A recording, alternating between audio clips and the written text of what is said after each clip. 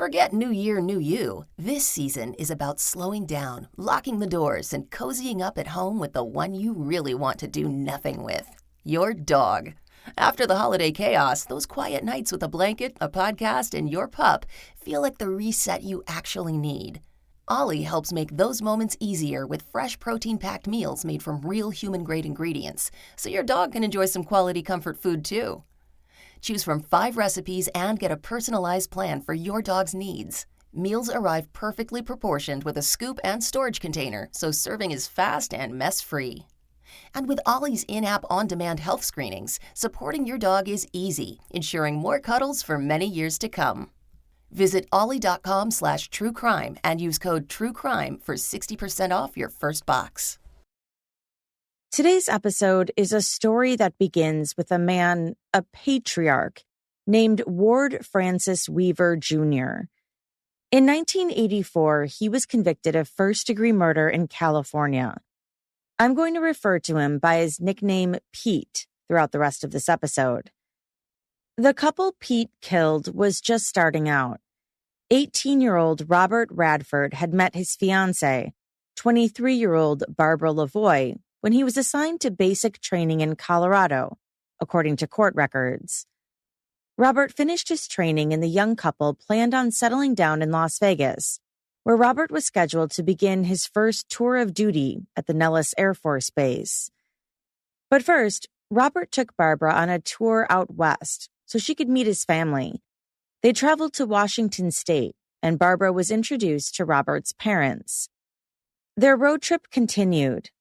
The next stop, meeting Robert's grandma in Fresno, California. On February 5th, 1981, Robert and Barbara spent several hours visiting Robert's grandmother and departed her home around 7 p.m. to continue on to Las Vegas. Along the way, tragedy struck, cruelly and randomly. Their car broke down on Highway 58 in the desert. One man, who testified later as a witness in court, said he drove past them at about 11 p.m. that night. The witness's name was James Powell, and he remembered seeing their car on the side of the road, emergency lights flashing. He noticed Barbara inside the car while Robert was outside. James offered Robert a ride back into the city, a mile away, but Robert said no, because they were going the opposite way, onward to Vegas. So James went on and kept driving. Then someone else stopped, seemingly to help the couple. It was a long-haul truck driver named Ward Pete Weaver Jr. According to an opinion later delivered by the Supreme Court of California, quote, "Our knowledge of what happened next derives from the defendant's admissions to a cellmate, the defendant's tape-recorded interviews with police, and defendant's testimony at trial." Initially, Pete had been traveling in the opposite direction, but when he saw Barbara and Robert at the side of the road, he pulled his truck back around and stopped. He offered to help. He would get them at least as far as Mojave, he promised. The couple said yes and climbed into the truck. Unknown to them, by this time, Pete had a long history of violence, delusions, and disturbing behavior. As a child, Pete had been physically and sexually abused by his parents, according to court records. He acted out, turning to violence himself at a young age, targeting his own sister. According to the records, Pete cut off his sister's finger with a hatchet when she was 6. He later tied her to a tree and said he was going to hang her. He once locked her in a tool shed and set it on fire, causing a forest fire. And when she was 12, he raped her. Pete joined the army and went to Vietnam. He reportedly saw people he knew die and other atrocities, according to the Bakersfield Californian. Pete came home even more troubled. He heard voices in his head.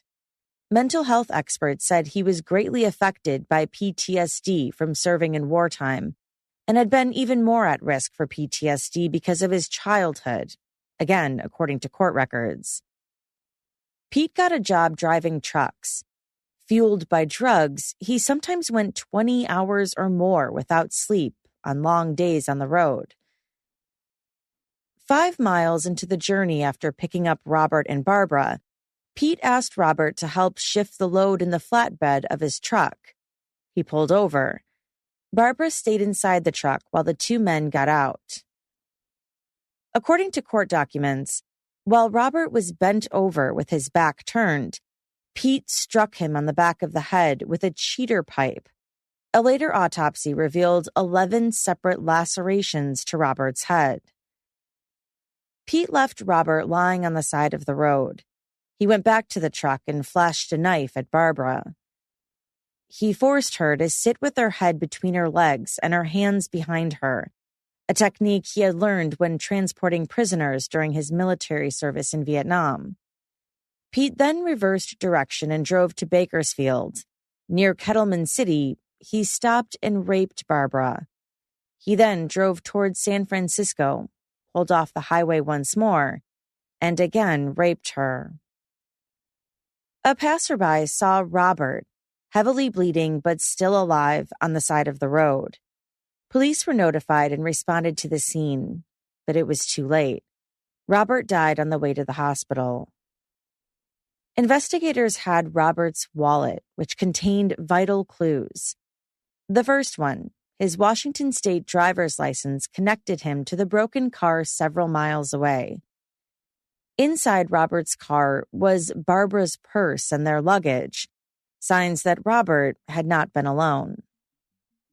Barbara's license was also found in Robert's car. Now they had a name, Barbara Lavoie. They issued a missing persons report, and a search effort began. Today's episode involves court cases that span not only decades, but generations. This is Jillian, and in partnership with Law and Crime, you are listening to Court Junkie, episode 229.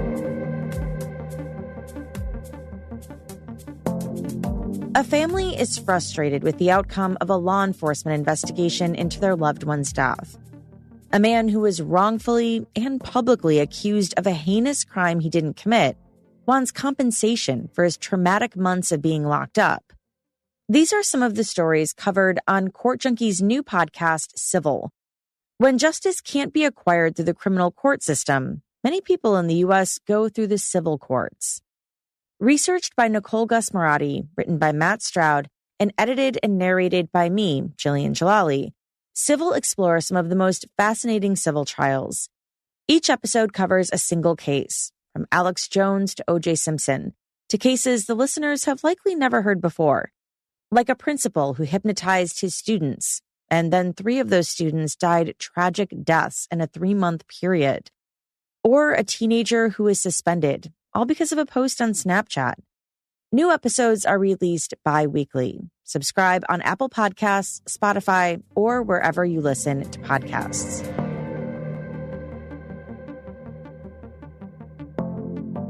Ward Weaver Jr., also known as Pete, had finished his truck driving job and dropped off his cargo in San Francisco.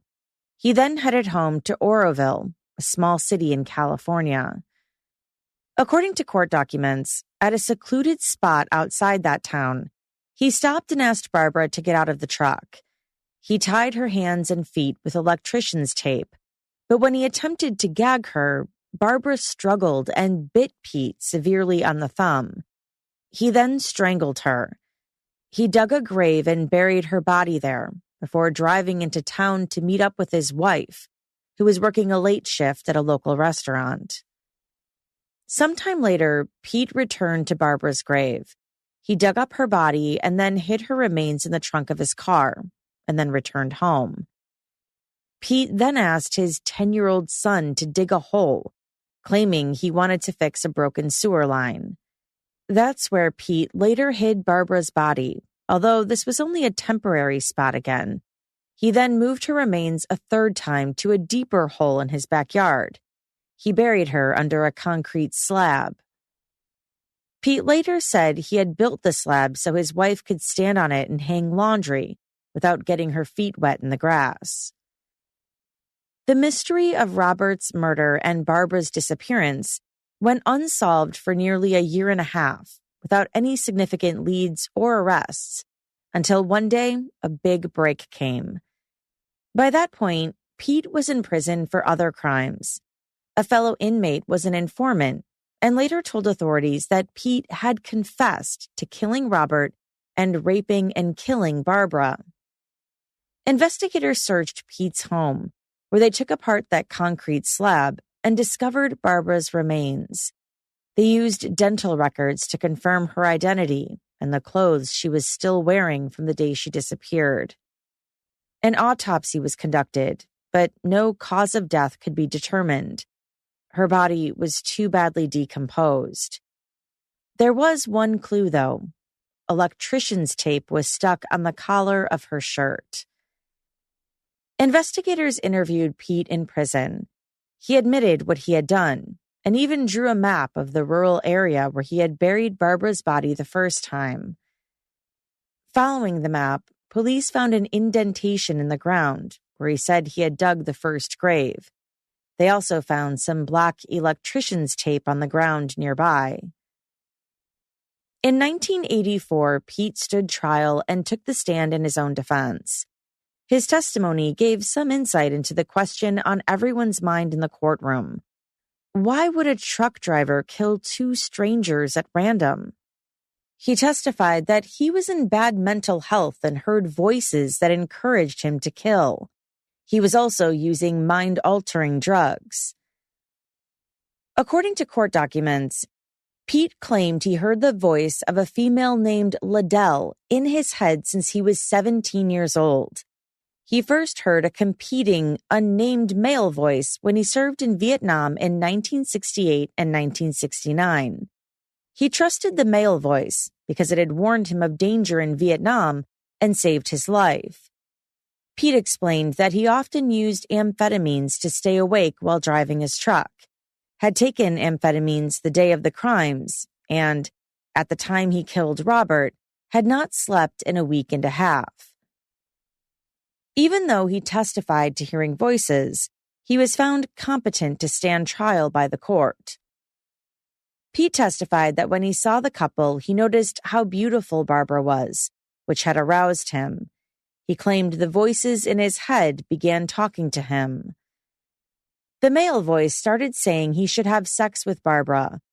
Liddell, the female voice, told him to leave Barbara alone. The male voice assured him he would not get in trouble if he raped her.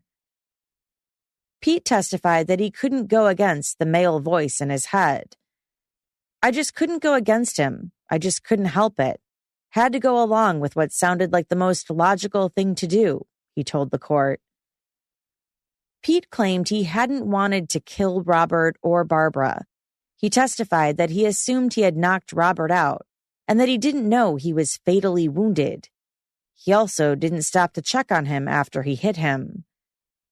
But if he had wanted to kill Robert, he testified, he would have used the knife he stored in his truck. Pete also claimed he hadn't intended on killing Barbara either. He testified that he wanted to release her in a deserted area, but didn't. The sun was up and it was becoming daylight, so he said he kept driving with her in the truck as he drove to San Francisco. He dropped off his shipment, Barbara still in his truck, sitting on the floorboard, hiding as he had instructed. He then drove to Oakland and picked up another delivery. A California Highway Patrol officer actually pulled him over at one point, apparently for traffic violations, without noticing anything suspicious. By then, it was dark out. Pete testified that he told Barbara he was going to let her out under a bridge and promised to return the next day to let her go in Los Angeles. He said he tied her up with electrician tape and then gagged her with fabric diapers, and that Barbara fought back. She bit him on his thumb and wouldn't let go.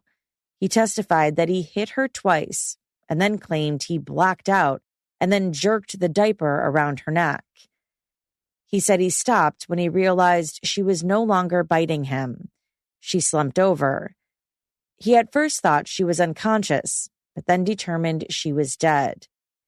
He said he cried and asserted that he had never intended to kill her, even when she bit him. The male voice told him to get rid of the evidence. According to witness testimony, biting was triggering for Pete, stemming back from his childhood. Pete's ex-wife, Patricia, also testified at his trial. She said she once bit Pete on his hand as they wrestled in the car, and he was so furious, he started choking her. Another time it happened again. They were wrestling on the floor and she bit his hand, and then his expression changed. He looked glass-eyed and dazed, and then he grabbed her neck. Patricia explained why Pete hated being bitten. She said Pete had told her that his mother bit him for discipline when he was a boy. She said she spoke with Pete's mother, and yes, she confirmed it was true. She would bite him until he bled. Pete's mother even recommended that Patricia should bite her children as a form of punishment. At the end of his trial, Pete was convicted and sentenced to death. He was also suspected in the deaths of at least 26 hitchhikers, crimes authorities said he committed while driving his truck out west. He never faced charges for them, however. Pete had reportedly wanted to make a deal with prosecutors to offer information on those murders if the state didn't pursue the death penalty against him, but prosecutors declined his offer. Sitting in the courtroom during Pete's trial was his son, who shared his name. Pete had essentially abandoned his son, Ward Weaver III, when Ward was 4, and Pete and Ward's mom split up and Pete left for Vietnam. Ward, who the Associated Press described as barely 20 at the time, had moved to Bakersfield to sit through Pete's 6-month-long trial. During the trial, Ward likely learned much about his father's crimes and his life. Even though Pete hadn't been there as Ward grew up, Ward and Pete shared many of the same troubled upbringings. Both had grown up in violent homes and had been abused as children. And Pete and Ward had another terrible similarity.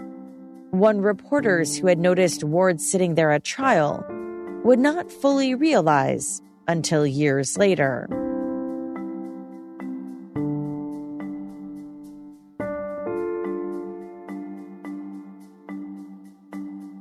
In Oregon City, Oregon, the first middle school girl disappeared on January 9, 2002.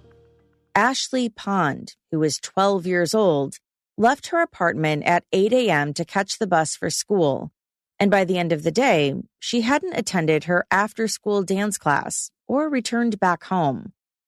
Her mother was worried. It wasn't like Ashley to disappear like this, Lori Pond told the Oregon City Police Department. She had called Ashley's friends, who confirmed they hadn't seen her at school that day. Ashley sounded like a typical teenager. Her bed wasn't made and dirty clothes were piling up. She was into lotions and lip gloss. Even in early 2002, she liked to be on the internet. She could be online for hours at a time. She loved dance and was always wanting to show off the latest moves she learned to her family. She was excited about an upcoming family vacation to Disneyland. And in other ways, Ashley was not your typical teenager. She had gone through tremendous trauma in her short life. She had been molested by her biological father and reportedly had an unstable home life with her mother. Her father was charged with molesting her and pleaded guilty. Lori told authorities that he was now on probation with a no-contact order that forbade him from seeing Ashley. Lori's boyfriend, James, said that although Ashley didn't really talk about her dad, she did express sadness over the loss of her dad when he molested her. James described himself to police as a devoted stepfather figure and told investigators that Ashley had also undergone other abuse. Before she disappeared, Ashley accused her best friend's dad of molesting her too. The father of Ashley's best friend was none other than Ward Weaver III, the son of convicted murderer Ward Pete Weaver Jr. The sexual abuse accusations against Ward actually emerged out of the court proceedings against Ashley's dad, according to police records. Quote, James said that Ashley told him Ward Weaver had kissed her, got on top of her, and touched her. James said Ashley never gave him all the details about the alleged incident. James said that later on, the dates and Ashley's story changed, so he wasn't sure what really happened. James said that he wondered why Ashley continued to go up to Ward Weaver's house if he had done these things to her. If something had happened to Ashley, Lori shared her short list of possible suspects with police. Number 1, Ashley's biological father. Number 2, Ward Weaver III. Oregon City Police Detective Greg Friot interviewed Ashley's biological father, Wesley, who said he hadn't seen his daughter in a long time and didn't know where she was. He agreed to take a polygraph. Wesley also had an alibi that matched up. On January 9th, the day Ashley went missing, Wesley said he had gone out to breakfast with his dad, and then on the way home, his truck broke down. He worked on his truck until a friend needed a ride to court, and he spent the rest of the afternoon with his friend. The detective confirmed with Wesley's father that the two had gone to breakfast together that morning. During the summer of 2001, before Ashley disappeared, she was hardly ever at home. She would spend the night with her best friend, Mallory Weaver, at Ward's house 6 or 7 nights a week. Lori had no reason not to trust Ward Weaver, Lori's boyfriend James told police during a second interview. But James harbored concerns. He said he thought Ward seemed to be trying to act like he was Ashley's stepfather. He thought it was very strange that Ward told him that Ashley was equal to his daughter Mallory. According to what James told police, Ward was spending too much time with Ashley and was too touchy-feely.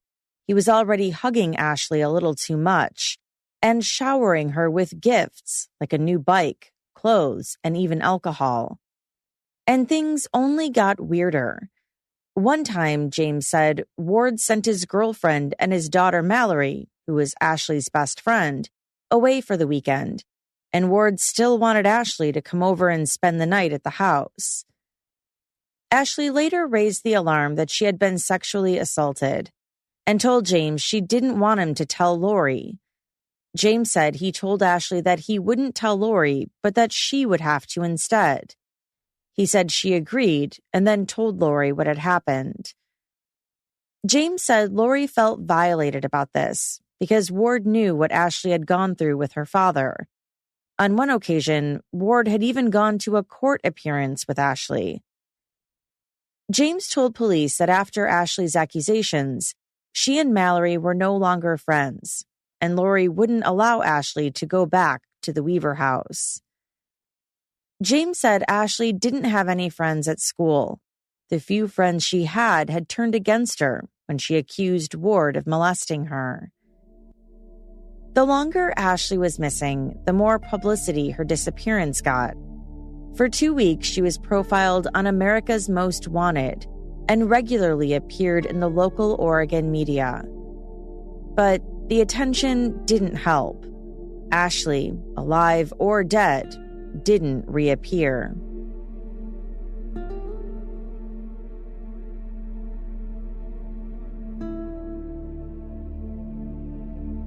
Two months after Ashley Pond vanished, a second schoolgirl in Oregon City went missing. Her name was Miranda Gaddis. She was 13. There were plenty of connections between Miranda and Ashley, who had in fact been friends at one point and shared plenty of things in common. They lived in the same apartment complex. They were the same age. They were on the same dance team. They both had been friends with Mallory Weaver and had been to Ward's house. And they both had last been seen getting ready to go to school. Just like Ashley, Miranda hadn't shown any signs she was seriously going to run away, and had never done so before. She left behind her treasured makeup, which her mother said she would never do. Miranda was in her apartment at 7:30 a.m. on March 8, 2002, when her mother left for work. Miranda was supposed to catch the bus at the top of the hill by the apartment complex around 8 a.m., but she never made it to school that day. Miranda had been in a bad mood the night before because she had broken up with her boyfriend. She had also been upset that Ashley was missing. But Miranda was an outgoing kid and made friends easily. She was also excited about her dance competition that day, so she clearly had something to look forward to. Miranda's mom told police she couldn't find Miranda's blue and purple backpack. Investigators believed Miranda must have taken the backpack and all her books with her when she left for school. There were no signs of forced entry at the apartment, no signs of a struggle. Miranda's mom had in fact stopped back home midday to pick something up and hadn't seen her daughter at home or noticed anything suspicious. Hours later, when Miranda didn't come home from school, her mom became concerned. Her mom also listed all of Miranda's friends to help police in their investigation. One of the names Miranda's mom put down was Mallory Weaver. Mallory lived in a house that was right at the bus stop that Miranda used to get to the school. Detective Greg Friett knocked on the door of the Weavers' home, and Ward answered. He insisted he hadn't seen Miranda. He said she hadn't been over at the house, and he allowed police to search inside his home. There wasn't anything out of place or anything that signaled Miranda had been there or that anything violent happened there. By now, it was dark. The detective walked to a building that was in Ward's backyard, but he didn't go inside. There was a second covered area Ward led him to, but again, the detective didn't go inside to investigate further. The detective left Ward his business card, and Ward promised to call if he heard anything about Miranda. Ward remained a person of interest in both Miranda's and Ashley's disappearances because of his criminal history, the fact that he knew Miranda and allegedly had an inappropriate relationship with Ashley, and he lived near both girls, according to court records. Investigators interviewed Maria, Ward's ex-wife, who remembered seeing Miranda at Mallory's birthday party, and one incident in particular stood out. At the party, Miranda warned another girl not to spend the night because Ward had molested Ashley, and that other girl might get molested too, Miranda said. Mallory had heard the comment and retold it to her father, which made him angry, Maria recalled. Meanwhile, Ward wasn't afraid to tell his side of the story. He spoke with Jamie Floyd, a reporter from Portland-based TV station KATU News. Ward said he believed he was the FBI's prime suspect, but claimed he had done nothing wrong and had an alibi. No, and during that time, no, I wasn't at work. I was here. Getting up at 8, my daughter would wake me up at 8. I'd watch her catch the bus, which comes at 8:20, get in the shower, and up, it's a 12-minute drive from Clackamas, so it didn't, from here to Clackamas, if I don't hit any traffic down here at this light. So, no, I was here, but time frame doesn't make anything feasible. Ward let cameras into his house and into his backyard to film. After all, according to him, he had nothing to hide. I know Ashley ran away, and the fact that the FBI are throwing both of these cases, into someone took them both, it's like, okay, fine. I don't see it that way. And I would really not like to think that someone took Miranda. Either girl, actually, but I know, well, I don't have anything to do with what's going on, but my gut instinct is Ashley's off somewhere where she would rather be than home. Casually, Ward led Floyd on a walk over newly poured concrete in his backyard. Later, she would say in a special report, "I had no idea we were walking over one of their graves." After Miranda vanished, the Ward family was holding a garage sale, and that's when Mallory found Miranda's school binder discarded in Mallory's toy box.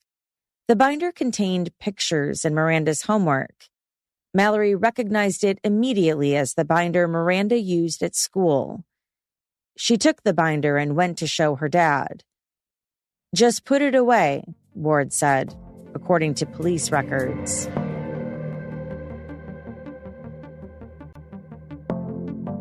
For decades, Ward Weaver III had a history of violence that spanned years and involved multiple women, from his wives, his girlfriends, and women who happened to be in his social circle, which was documented in a police report. Ward was arrested for assaulting his first wife, Maria, who was 5 months pregnant at the time. And he had hit his second wife, Christy, in the head with a cast iron skillet while she was sleeping. "You're lucky you didn't piss me off even more," Ward reportedly told her. "I was going to kill you with a butcher knife." Ward also served time in prison for assaulting 2 sisters in 1984 in California. He attempted to rape one of them. And on August 13th, 2002, months after Ashley and Miranda's disappearances had been in the national spotlight, 911 fielded a call reporting a rape. The emergency call for help was made by the girlfriend of Ward's son, Frances. Frances's 19-year-old girlfriend had gone to Ward's job so she could drive him to a court appearance for his suspended driver's license in Oregon City. On the road, the girlfriend and Ward passed by his home, and he wanted to stop and pick up some items. They stopped. Once inside, that's when the rape happened, according to what Frances's girlfriend told authorities. She called 911 at 5:11 p.m. At 5:25 p.m. that same day, when Frances learned his father had raped his girlfriend, he also called 911. He told the dispatcher that his father had confessed to killing Ashley Pond and Miranda Gaddis.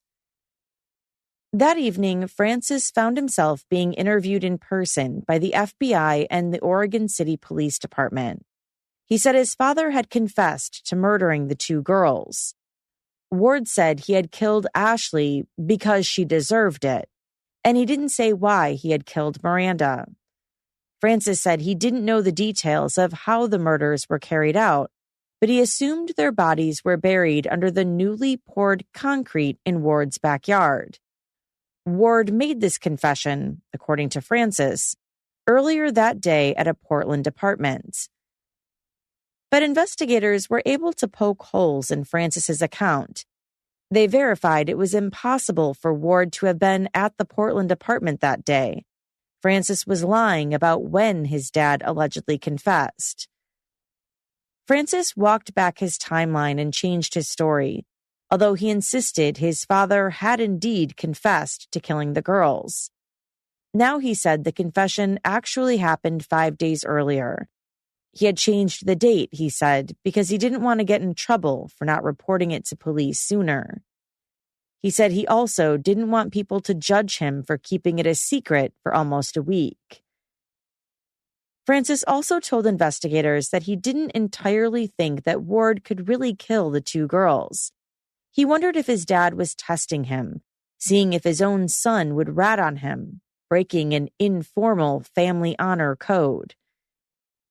Investigators also spoke with Ward's other son, Alex. Alex admitted to authorities that his dad made what sounded like a partial confession to him, too. Ward had told Alex that he had done bad things and would be going away for a while. Alex didn't ask him any follow-up questions. Alex seemed to think he knew what his dad was alluding to, Ashley's and Miranda's disappearances. Investigators had already viewed Ward with suspicion regarding the missing girls. After the reported rape, they moved into action. He was arrested and they found probable cause to get a search warrant and search his home. What they found was concerning evidence in plain sight. In the backyard was that newly made concrete slab. On August 23, 2002, the Oregon City Police Department and the FBI obtained another search warrant for his home. They found what they had suspected might be there: the bodies of the two missing girls. Miranda's remains were located first, in a cardboard box in the wooden shed. She was identified by her dental records. Then, Oregon City Public Works workers used an industrial saw and broke the cement slab, where underneath were 3 metal barrels buried in gravel. Ward had gotten the barrels from his job under the guise of stabilizing a foundation for a hot tub. They began digging out the barrels to examine them. One of the barrels had another barrel placed underneath it. Inside was a skull. They had found Ashley's remains. The girls' families were notified that the search was over, and Ashley Pond and Miranda Gaddis were officially taken off the missing persons list. Sitting in his jail cell, Ward listened as a detective read him the arrest warrant out loud. He had initially been arrested for the rape of Frances's girlfriend and was now facing murder charges for the girls' deaths. Ward was not questioned, nor did he speak one word after hearing the charges, the detective wrote in the report. Ward Weaver III nodded his head up and down, and then we left. There was a cascade of evidence against Ward. In addition to the 2 bodies that were found in his backyard, law enforcement pulled his bank records. On March 12th, 4 days after Miranda disappeared, he had bought 2 shower curtains and 10 60-pound bags of concrete mix from a store in Oregon City. He had also purchased cleaning supplies on March 15th and 6 60-pound bags of mortar mix and finishing trowel from the store. From jail, Ward gave another interview to Jamie Floyd at KATU News, where he denied killing Ashley and Miranda. So if you didn't kill Ashley and Miranda, then how did they wind up in your backyard? Public property. Who knows? That place has been public access since those apartments and those condos have been built. People kick out the back fence and walk up to my backyard.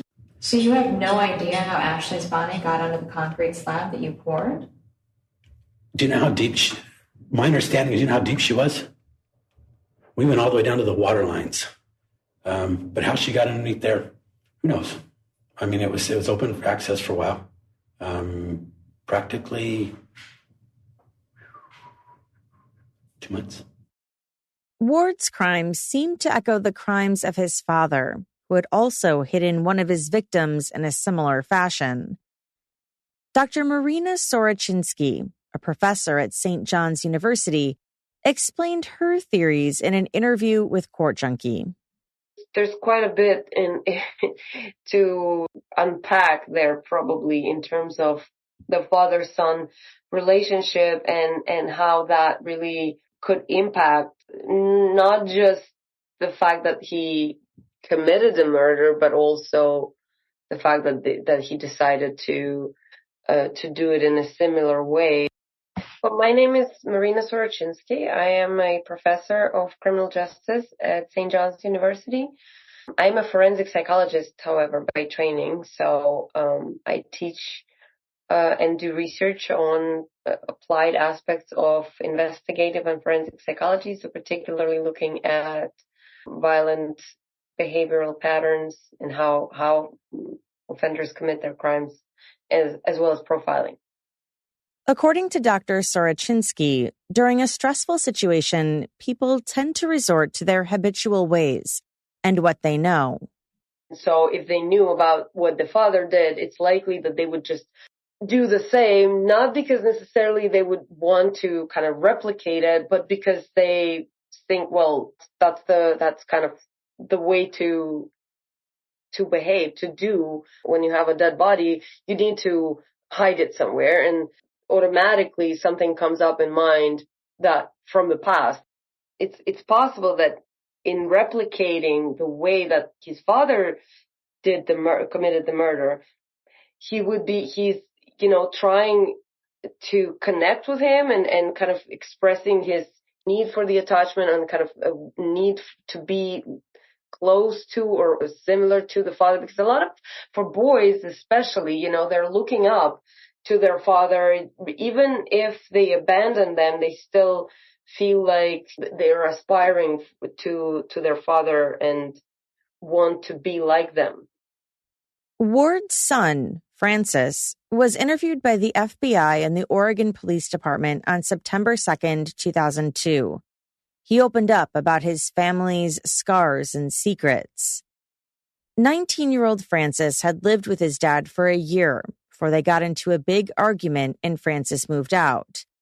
What started the blow-up was Francis accusing Ward of not being a good father. Ward beat his children like animals, Francis told police. He remembered first meeting Ashley Pond a year and a half ago and meeting Miranda Gaddis sometime after that. Ashley seemed to live at the Weaver home 24/7. He said she slept in the living room and Ward sometimes joined her. Francis told police that how Ward acted around Ashley was weird and sick. When asked what he meant by that, Francis said Ward was touching Ashley in a fatherly way, except for the fact that it wasn't his daughter. He said Ashley responded happily and loving to this. On the 4th of July, Francis said he caught Ashley kissing Ward's cheek and then Ward grabbing her by the hips. He said Ward was dishing out the dough for Ashley when he couldn't even get his kids things. According to Francis, Ward also served alcoholic drinks to his daughter and her friends, who were all in middle school. Francis then explained the fallout after Ashley had accused Ward of sexual abuse. Ward seemed to handle it pretty well on the outside, but Francis believed Ward was seething on the inside. At one point, Ward called Ashley a little bitch and a liar. After that, Ashley wasn't allowed to stay at the house. Francis said unusual things happened after Ashley vanished. For one, Ward asked Francis and his brother Alex for help putting in a hot tub in the backyard. He offered them money, gifts, and free use of the hot tub if they helped him. Alex helped, although Francis noted Ward never paid up. Francis told police he had doubts in his mind about Ward's innocence, and that in fact, he was becoming convinced that his dad had something to do with the two missing girls.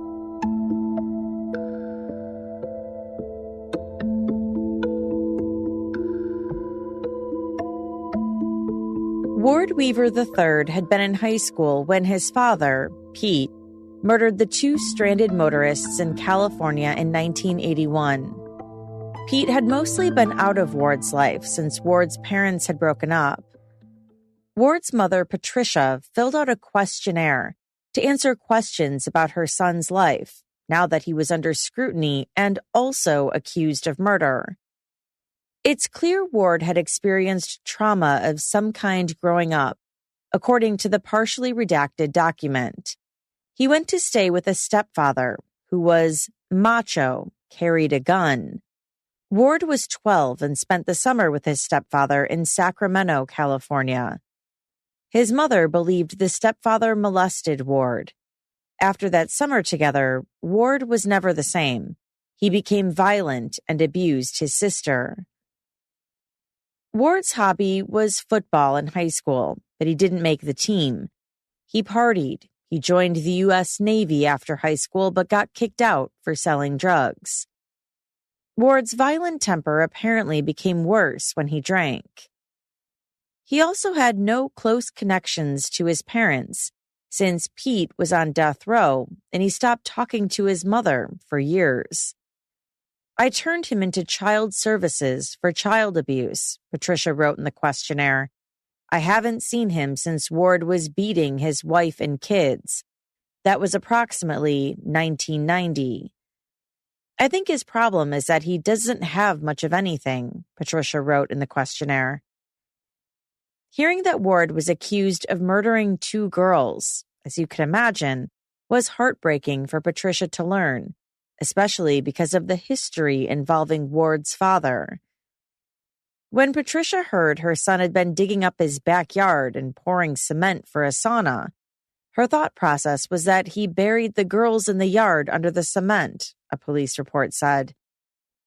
But she wouldn't have to see her son go to trial. Instead, Ward took a plea deal in 2004 and pleaded guilty to the girls' killings and other crimes.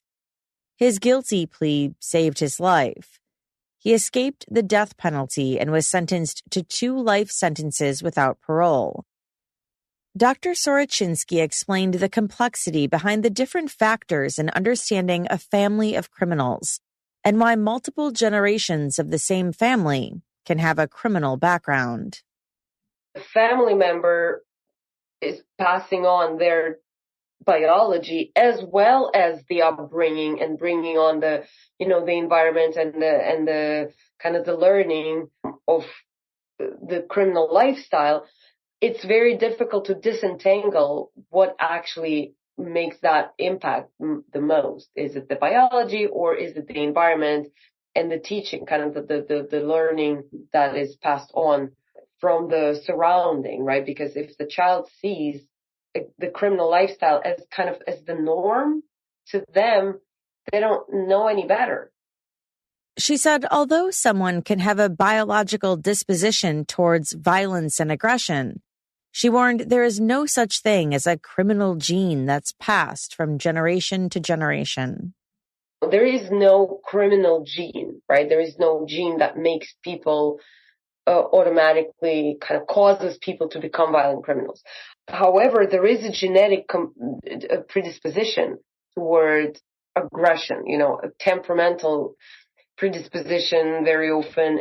And generally aggression is, it has a genetic component, but that genetic component usually is combined with the adverse environmental influences to then increase the person's likelihood of committing crimes. Those genetic factors often fit in with something else. The environmental factor. Was a person raised in a home that was violent? Did a child see others use force to get what they want and exert control or even use violence to act on their emotions? Sometimes a child witnesses those behaviors, so violence is simply a normal part of life in a child's eyes, Dr. Sorochinsky said. But she also warned against making assumptions. Just because a parent is a criminal doesn't mean the child will automatically grow up to be one either. And just because someone experiences childhood trauma doesn't mean they will grow up to commit crimes. A very large proportion of violent offenders had violence in their past, have parents who are violent, or have been exposed to violence, or have had physical, sexual, or emotional abuse in their childhood. That, however, doesn't mean that all people who have had that experience will become violent offenders. Majority of people who live through child abuse don't become violent offenders. Where would someone like Francis, Ward's son, fall? Francis seemed to explore the meaning behind his father's crimes when he spoke with CNN's Connie Chung during an August 2002 interview. I'm sure that you see the eerie similarities between the crime that your grandfather committed and the one that your father is accused of, Chung said.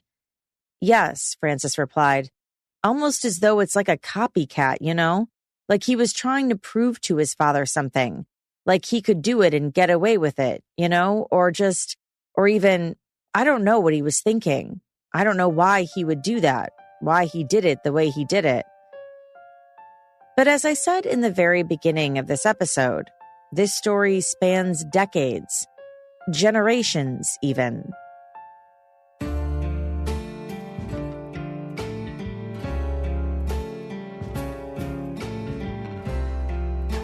Years later, Ward's son Francis would make news for his own legal troubles after his grandfather and father had been in the spotlight for their grisly crimes.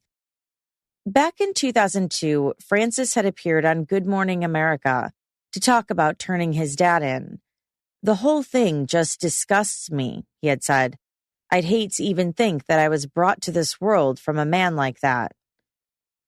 Francis would also learn something about himself and his family that would undoubtedly bring up complicated emotions.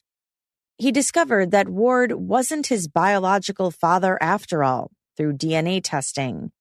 It's a revelation that would have presumably stunned both men, since media reports said both Ward and Francis had believed that they were in fact biological father and son. Moving forward, media coverage began to refer to Francis as Ward's stepson. As a juvenile, and now as an adult, Francis had a lengthy criminal record himself that spanned years. He had a history of violence and served time in a juvenile detention facility, but the most serious accusations he faced stemmed from a drug-related incident in 2014. Francis was 31 years old. Oregon's Canby Police Department responded to the scene of a car crash at 5:40 a.m. on February 16th. A small blue SUV had crashed into parked cars. The driver of the SUV, Edward Kelly Spangler, had been shot. He was dead. The name Francis Weaver was soon brought up during the investigation. According to the police report, Edward Spangler had been in the small city of Canby, 30 minutes outside Portland, to collect from Francis. The local police department knew Francis had ties to drugs. Officers had used a confidential informant to buy meth from both Francis and his mother, according to Canby police records. When they interviewed him, Francis admitted to knowing Edward, but he blamed Edward's murder on another person, Michael Oren. Michael had shot Edward twice, Francis said. Michael Oren was arrested for criminal homicide and robbery. He denied being involved at first, and then he admitted to law enforcement that he had shot Edward. Court documents revealed the details. Francis, Michael, and two others concocted a plan to rob Edward. They lured him into the town of Canby under the pretense that they wanted to buy a large amount of marijuana from him. In reality, they planned to steal the drugs. In the process of the robbery, Edward had been killed.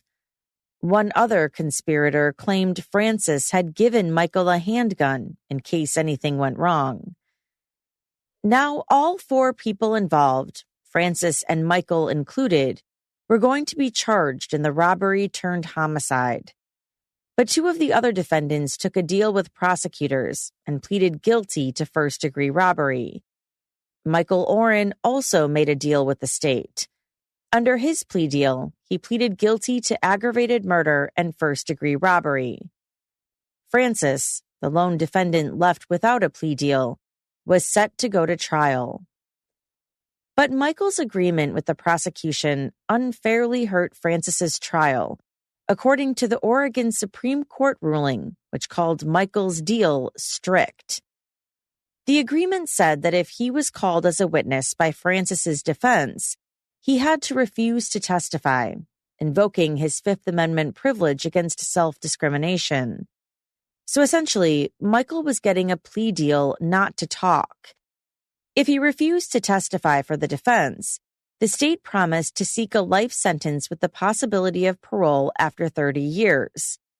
Otherwise, he could face a death sentence or life in prison with no possibility of parole.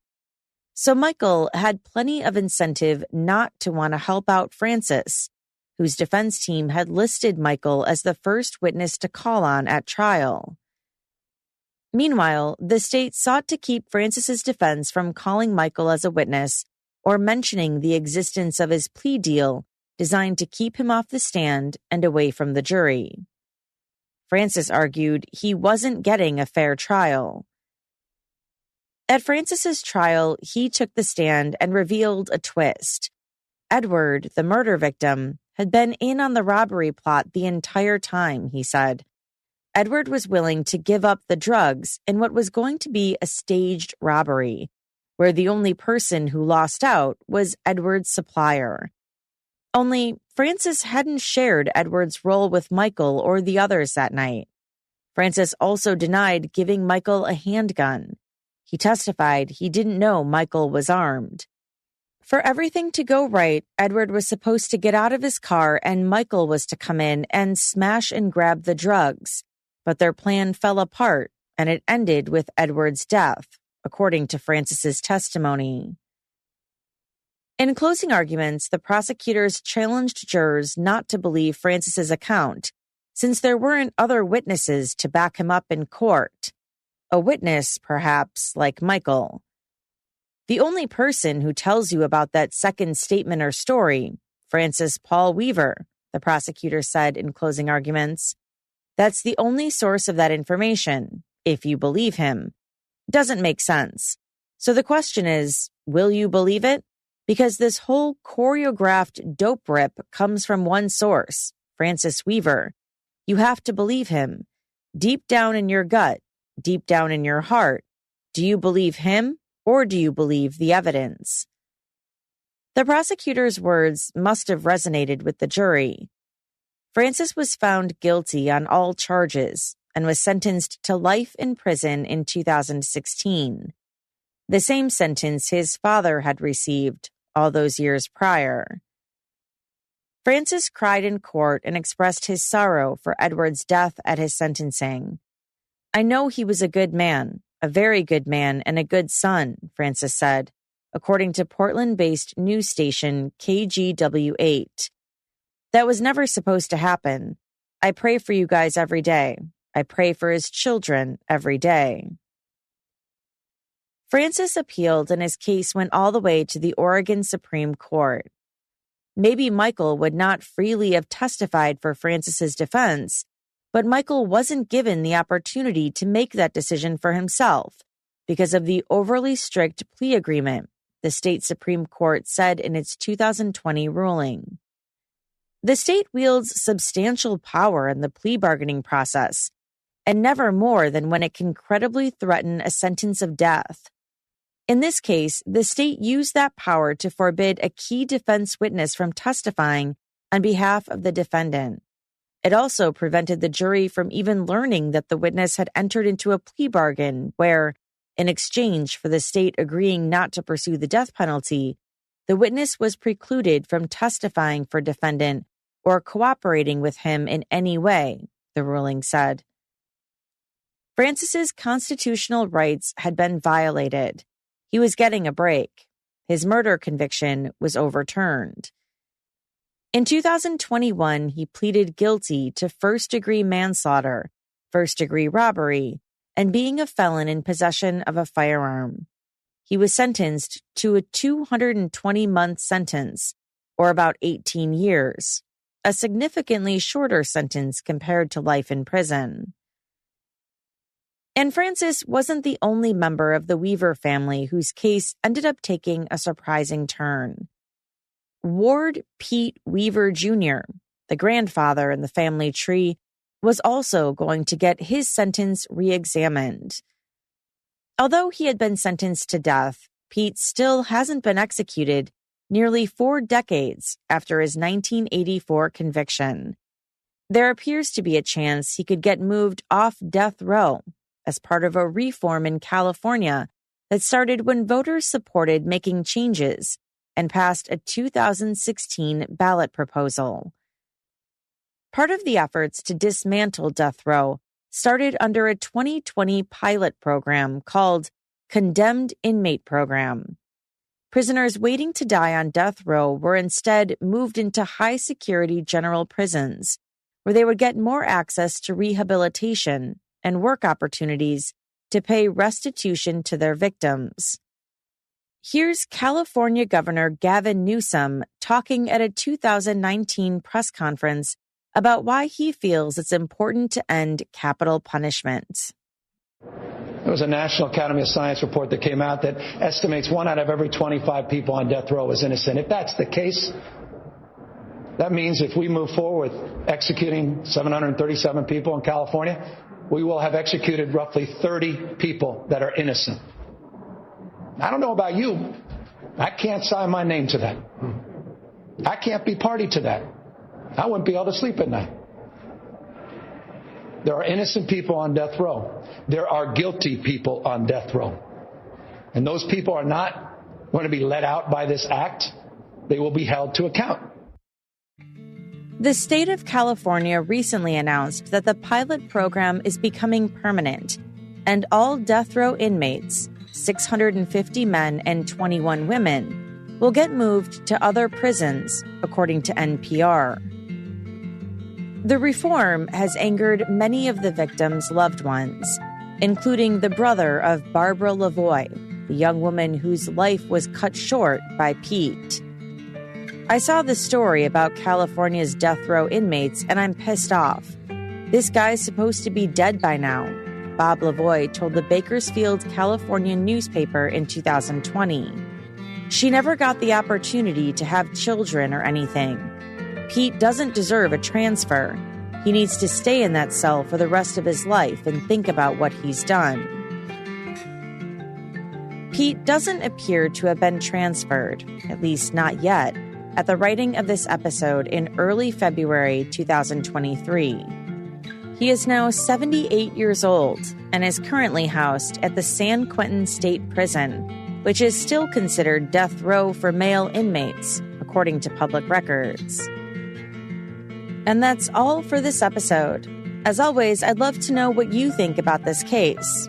Let me know by joining the conversation on Instagram at Court Junkie, by tweeting me at CourtJunkiePod, or by emailing me at podcast@courtjunkie.com.